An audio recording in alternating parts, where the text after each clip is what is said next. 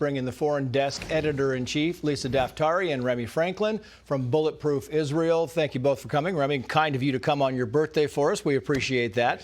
Lisa Daftari, it's interesting because you look at UC Irvine, they're taking over buildings now, and you think, you know, what's happening here is they're going from college campuses, but it's about to go all over. They're going to go and get their own little encampments wherever they happen to be this summer. It's going to keep going on and on. Of course it is, because they're being rewarded. They look at schools like Rutgers and Brown and Northwestern, and they see a small group of agitators that do not represent a generation. They do not represent all college students. They do not represent all universities.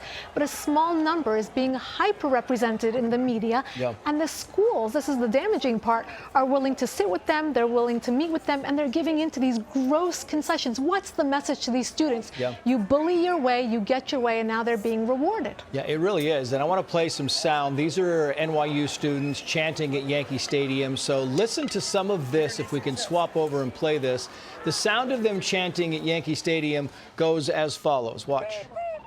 We will free Palestine! We will free Palestine! Within our lifetime! Free Palestine!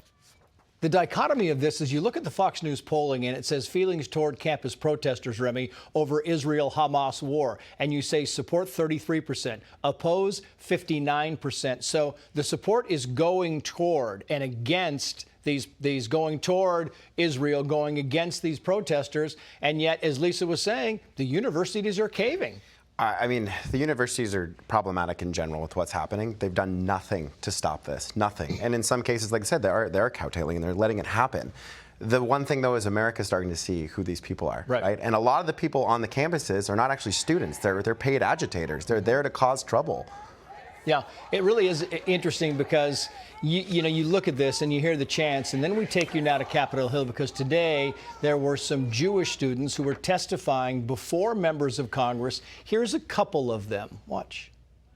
While students walk to class, they're met with masked individuals screaming at them, quote, "Go die, you are Hitler's children and Nazis." I have seldom experienced such disdain, disregard, and contempt for a minority group than the way in which Harvard treats its Jews at Harvard. It's 2024, Lisa.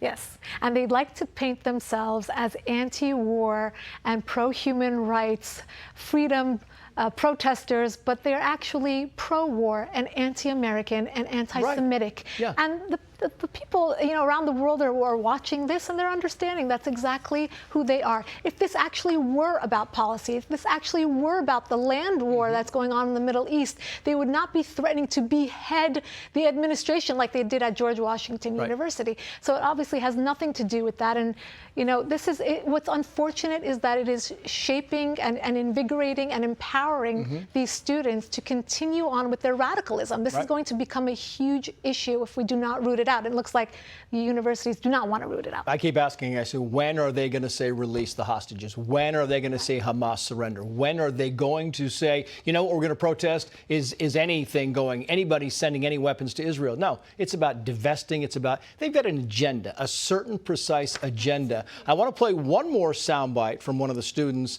and we're going to butt it up to Gerald Nadler and what he said at the hearing today, and I'll get your final response, Remi. Within 24 hours of installing 2 American flags at Harvard Divinity School, they were vandalized 3 separate times. The flagpole was ripped in half. The flags were tossed across the ground. This is not just about anti-Semitism, and it's not just about Jew hatred, but it's hating the United States. Criticism of Israel's government or political criticism of Zionism on a college campus is not inherently anti-Semitic. The left doesn't get it. It is inherently anti-Semitic, and they say it again and again. And when people show you who they are, Remi, like you've said many times, believe them. Yeah, I mean, the fact that these students, I'm going to use that with air quotes, have to wear masks just shows you where this is at. Also, what Jerry just said is ridiculous.